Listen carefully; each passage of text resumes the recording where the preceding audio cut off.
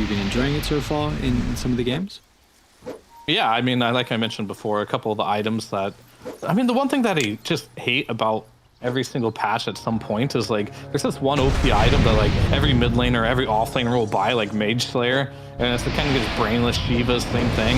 Glad this got nerfed. It kind of forces you into thinking a little bit differently, or at least having a less effectiveness on that. So the fact that those got nerfed is really good. Of course, a lot of the other like heroes that kind of were just in every single game got changed up a little bit. And Celery, he's going to go in here. This is where I feel like he needs to be a little careful on how this matchup works. He's playing versus two universal heroes. Both have incredibly high base damage. And FY. I'm not sure what they're doing here, but I guess they're lagging. Makes sense.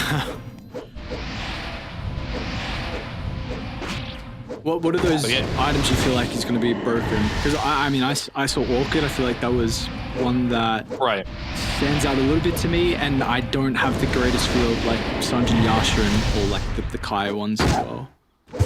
Yeah, so Sange, Kaya look really good, right?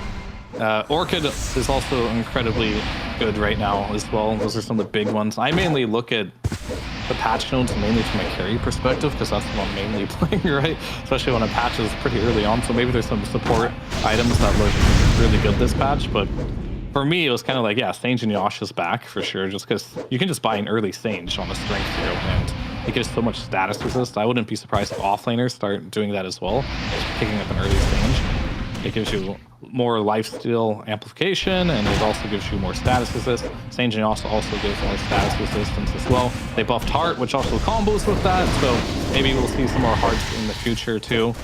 But yeah, some of these items are pretty good, and then of course like items like Diffusal Blade and Mage Slayer getting nerfed are gonna just change up the dynamic of what heroes get picked, right? Those are, Slark was super popular. Will Slark see as much gameplay with some of his favorite items getting nerfed? Maybe not. Because I know some people have said they feel like some of the nerfs aren't enough. That you're in the other boat where you feel like maybe the Mage Slayer nerfs and the Shivas are definitely enough for them not to be picked in every single game. Oh, they should get picked in every single game still. They didn't get like nerfed to the ground. Well, that's like kind of where an item should be, right? Where it's still like good, but it should be a choice, right? Not just a necessity. And I feel like the old Mage Slayer, like you didn't even have to use your brain in each scenario. You just kind of bought it.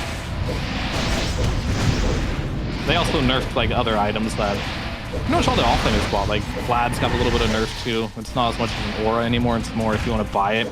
Yeah, it has some aura aspects, but they took away some of the aura concepts and they gave it more towards just the item itself, whoever purchases it. I think the really nice thing about Dream League is the fact that it's just going to run over such a long time. I mean, Groups 1, Groups 2, then playoffs. We always see in any tournament in general that the meta completely changes from groups to playoffs, and even if there's a little break, hold that thought, top lane Ace. Yeah, they're going to be able to find first blood onto Tianming as Gaming Gladiators strike first in our game 1. And this is a lane that can be quite strong, and I don't think Low particularly wanted to play against the Magnus. He did draft this for September's Fall, and they'll bring me back to mid lane. What's going on here? It looks like Lynn is doing just fine here. Putting 2 points in the armor, and I think if you